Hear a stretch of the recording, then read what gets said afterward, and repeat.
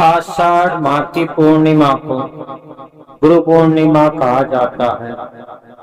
इस दिन का महत्व बहुत ही अधिक है। कहा जाता है कि इस दिन गंगा स्नान करना और दान करना बहुत ही शुभ होता है। वैसे तो प्रत्येक माह पूर्णिमा आती है, परंतु आषाढ़ माह की पूर्णिमा बहुत ही महत्वपूर्ण होती है। इस दिन गुरुओं की पूजा की जाती है।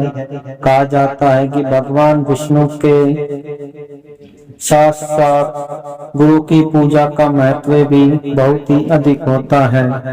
कहा जाता है एक गुरु ही होता है जो एक शिष्य को अंधकार से निकालकर प्रकाश की ओर ले जाता है और उससे सही गलत का निर्णय करना सिखाता है। इस साल पूर्णिमा 21 जुलाई 2024 की है। क्या आप जानते हैं इस दिन गुरु पूर्णिमा को इतने धूमधाम से क्यों मनाया जाता है? तो आइए जानते हैं इसके पीछे की कथा और महत्व।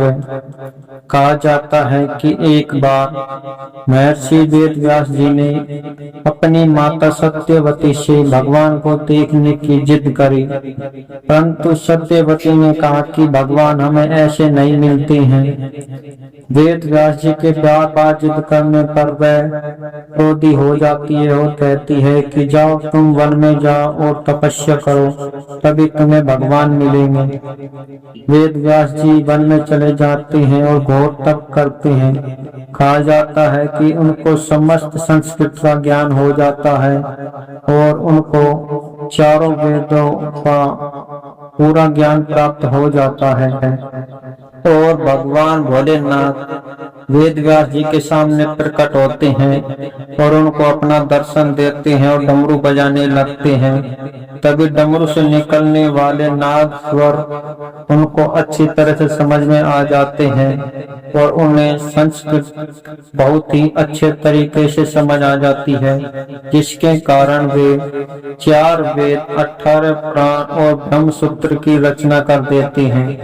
कहा जाता है कि इसी ज्ञान को सुनकर शिष्य अंधकार से प्रकाश की ओर जाते हैं। इसी उपलक्ष्य में महर्षि वेदव्यास जी के जन्म से ही इस हर वर्ष उनके जन्म को ही गुरु पूर्णिमा के दिन के रूप में मनाया जाने लगा।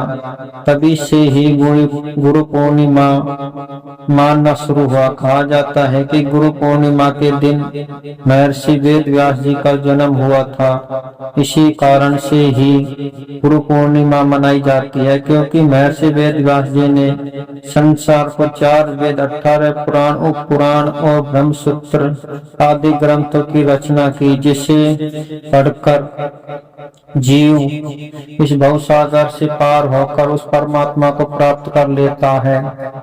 उनकी याद में ही हर साल आषाढ़ पूर्णिमा को गुरु पूर्णिमा मनाई जाती है।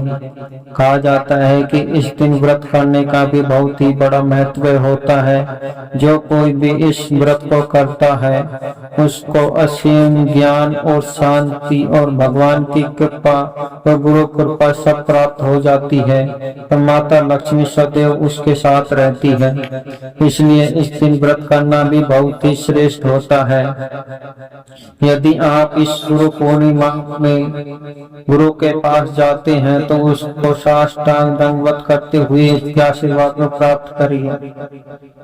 यदि आप इस वीडियो कथा से सहमत हैं तो कमेंट में भी अपनी राय अवश्य बताएं और अन्य कोई जानकारी हो तो कमेंट में लिखना ना भूलें।